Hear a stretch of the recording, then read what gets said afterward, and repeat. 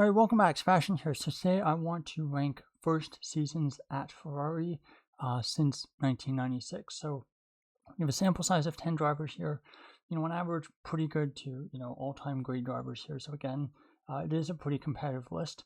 I am leaving some seasons off this list. I'm leaving out, of course, Mika Salo's kind of stand-in performance 1999. I'm leaving out Fisichella Bador 2009. I'm also, of course, leaving out Oliver Behrman's, one race debut at Ferrari in last season, of course. And then the one full season I am also leaving off this list is the Kimi Raikkonen's 2014 kind of second debut with Ferrari. So we have 10 drivers on this list, like I said, and I've ranked them based on an aggregate of an average ranking between my quality rating and my race rating. But I also want to just talk about their seasons in general. And of course, given that this is Lewis Hamilton's first season at Ferrari, it does kind of give an interesting reference point to kind of some other drivers from relatively recent Ferrari history. So starting off with number one on the list, not a big surprise, I think, for most people, and that is Eddie Irvine. Of course, his debut Ferrari season was 1996. He finished 10th in the championship that year with 11 points, and his teammate also debuting at Ferrari, so of course we'll be talking about him a little bit later. His teammate finished third in the championship in front of the two, or I guess right behind, I should say, the two Williams drivers with 59 points. Of course, very different points system, so even though Schumacher scored 6 times Irvine's points roughly, in today's point scoring system, it wouldn't have been quite so lopsided, but still would have been a very, very big gap. Now, for Irvine, of course, no wins, only one podium that year, and that was surprisingly enough in the first race of the season, whereas his teammate Michael Schumacher had 3 wins and 8 podiums total. Qualifying this year was a big struggle for Irvine. Qualifying was 1 in 14, so only one of the 15 head-to-heads, with a median qualifying gap of over 9/10 of a second, which in modern Formula One terms would be pretty unacceptable.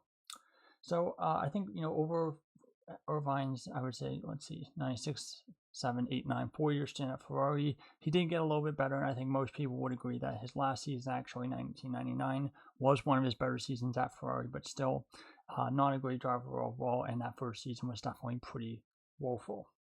Now, moving on to, still talking about Eddie Irvine, but I also wanted to kind of give extra context and include some of my advanced stats I calculated myself. So like I said, the rankings for these 10 drivers were calculated by like an average of the quality rating and the race rating. So quality rating, big positive number, of course, is bad, really bad. Big negative number is really good for quality rating. Race rating is the opposite way around. Big positive number is really good, and big negative number is pretty bad. So quality rating, 0 points of 616 for Irvine that year, which ranked dead last of the 10 drivers in today's video.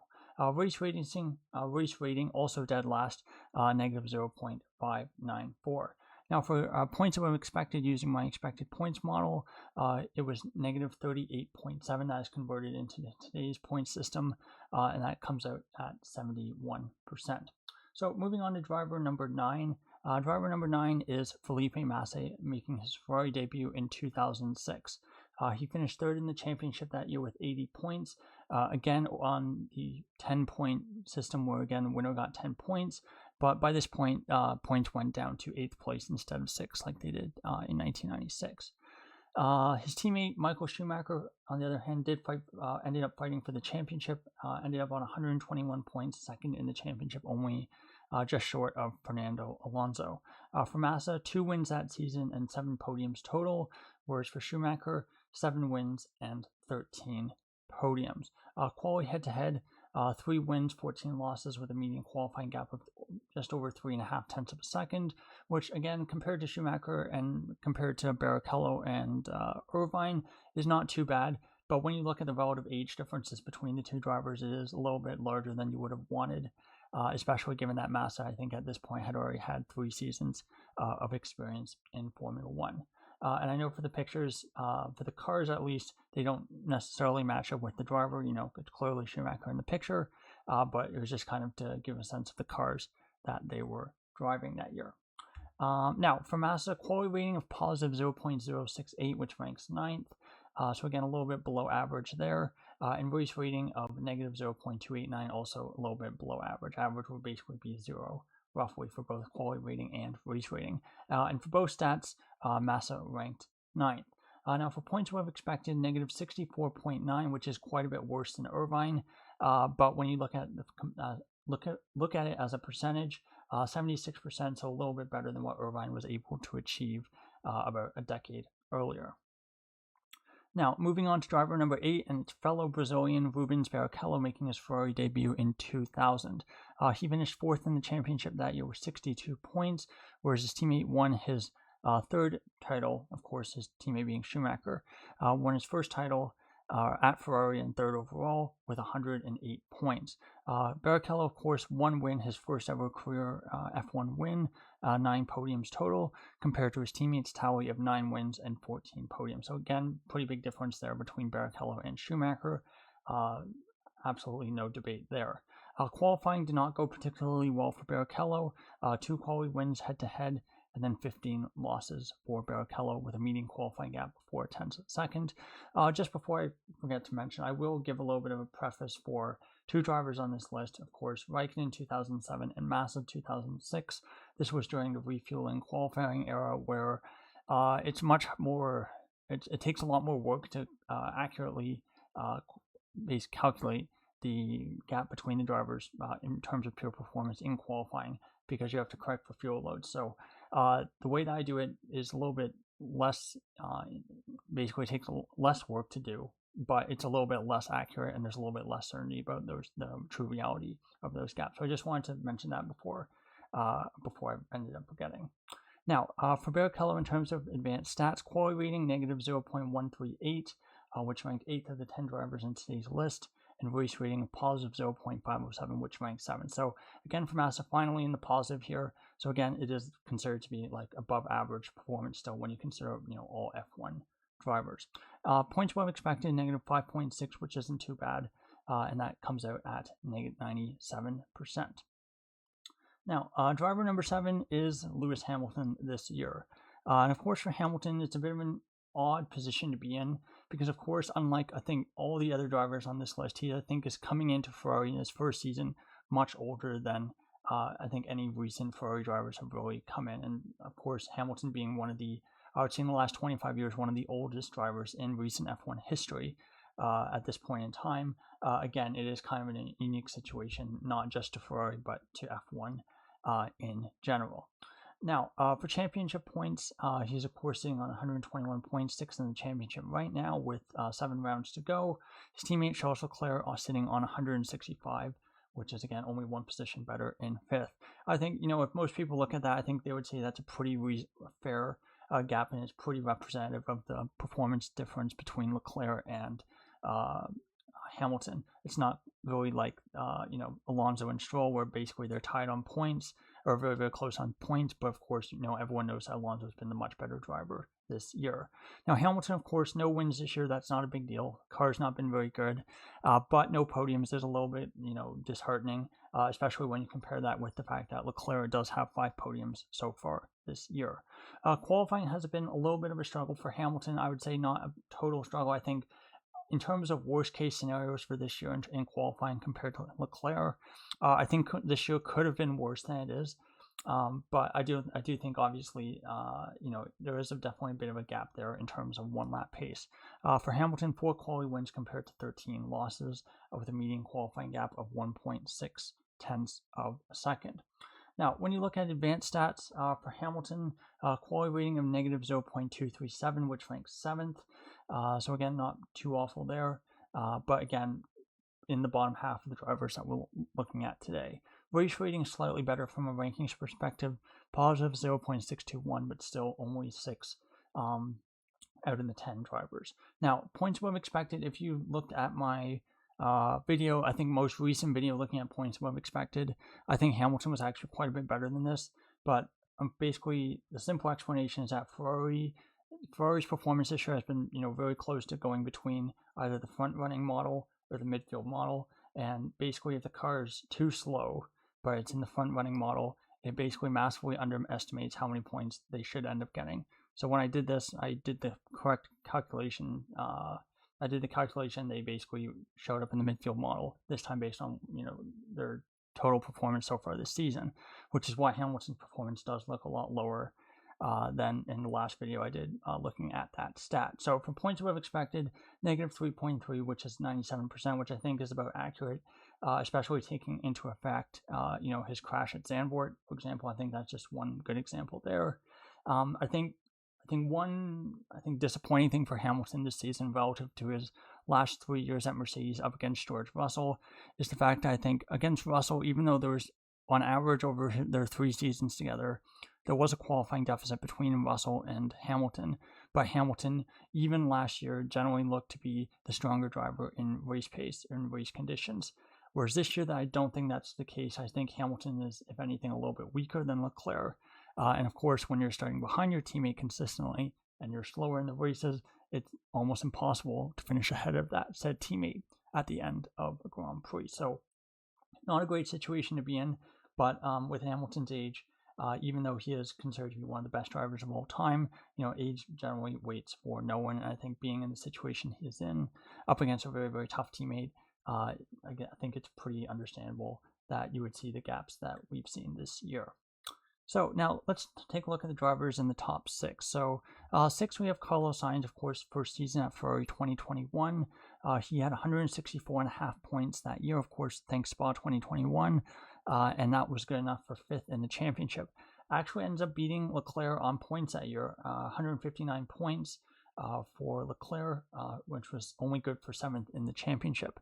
No wins for Sainz nor for his teammate Leclerc, but Sainz did get 4 podiums versus Leclerc's 1. So I do think there was a little bit of luck involved in Sainz having that many more podiums than Leclerc, but still Sainz had a very, very good season that year. Quali head-to-head, 10 to 12 in basically Leclerc's favor, with a median qualifying gap of positive 0.06 seconds, which I think given what Leclerc had done to Vettel for the last 2 years, I think that was much, much closer than I think many people expected. I think those 4 years at Ferrari, I think really raised Sainz's stock. And of course, that stock has subsequently come down quite a bit this year at Williams, but still, I think he did a really, really good job during his time at Ferrari, and especially that first season up against Leclerc. Now, looking at the advanced stats, quality rating negative 0.455, which ranks 4th, so very, very good job there in qualifying. And again, when you have a gap that close to Leclerc in his prime, of course your quality rating is going to be pretty good.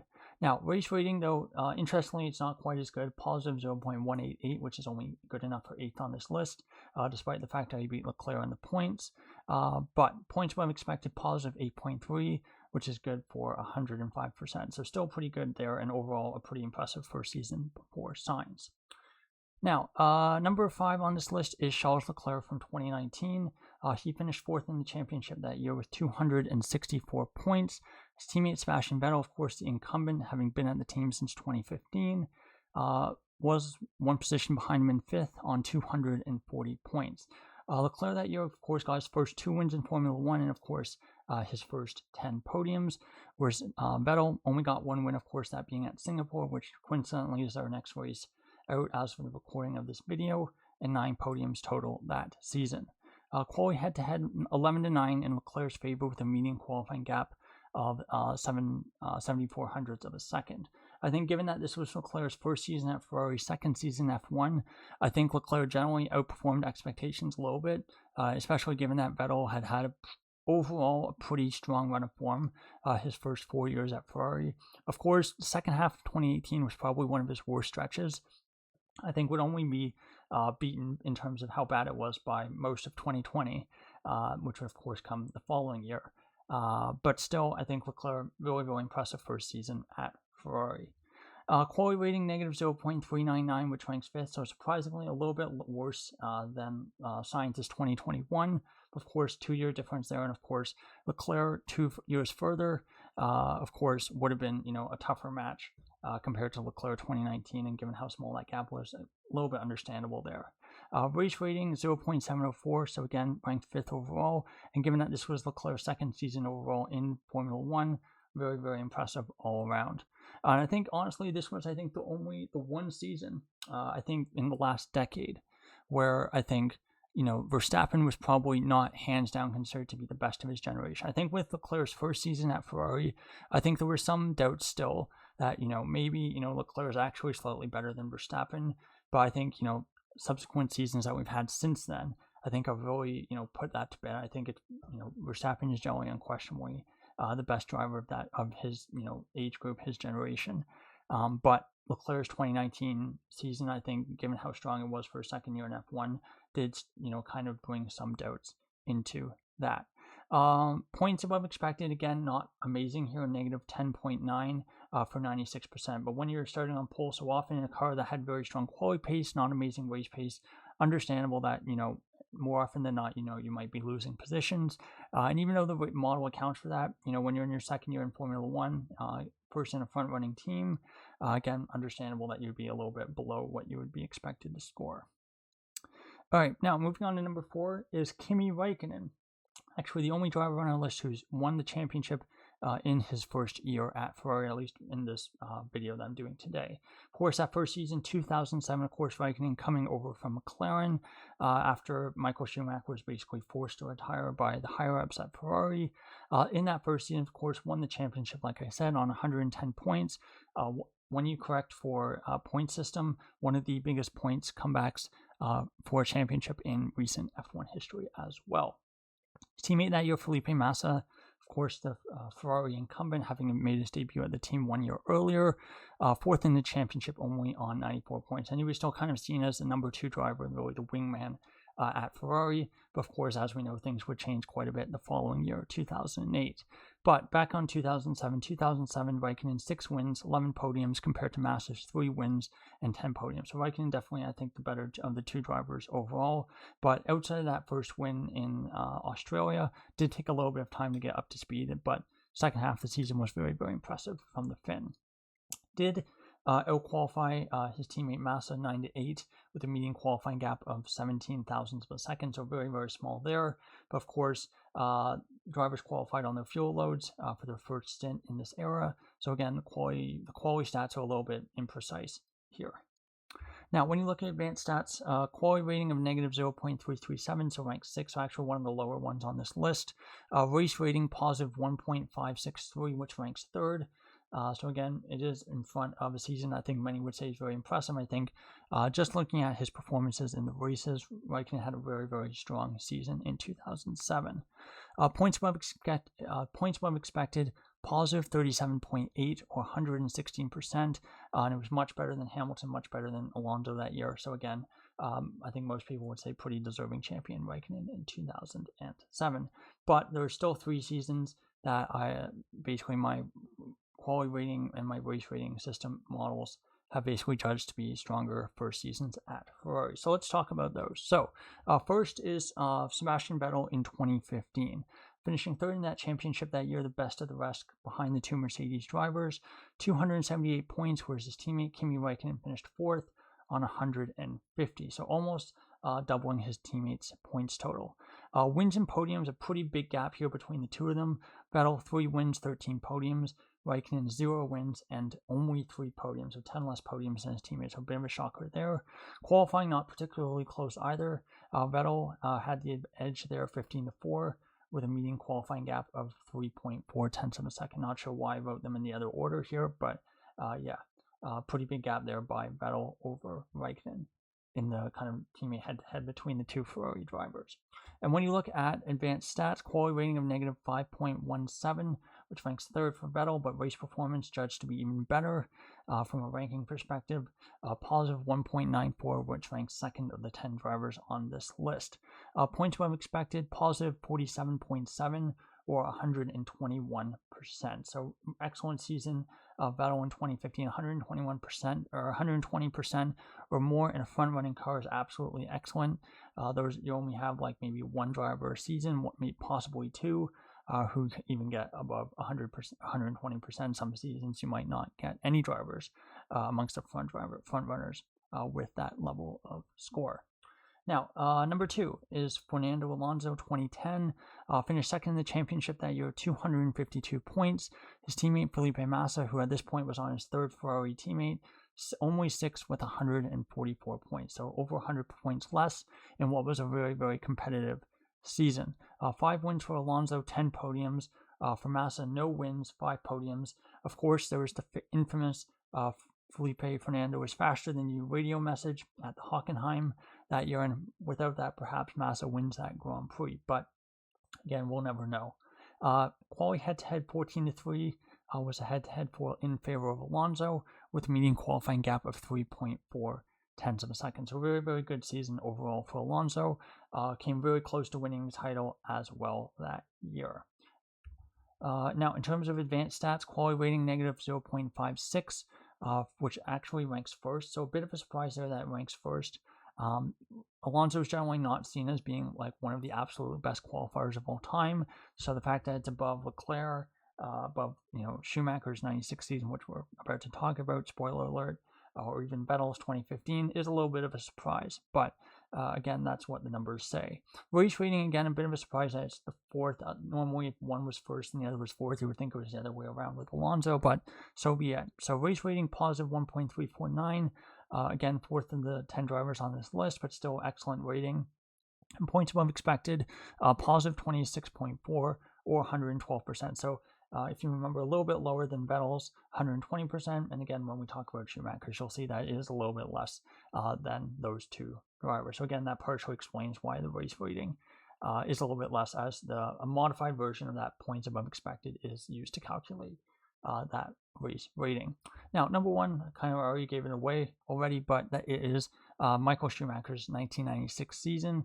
Of course, did not win the championship that year, but a bit similar to this year, up against the two very, very dominant Williams. Schumacher was still, despite the fact that, again, he didn't win the championship, he was only third. He was seen as easily the best driver that season. So I've already done the head comparatives between his Schumacher and Irvine. So we're going to skip that step and we're going to just go over to the final page. Now, quality rating for Schumacher that year, a negative 0.528, which ranks second, but race rating is first, a positive 2.045. And points above expected, positive 35.6.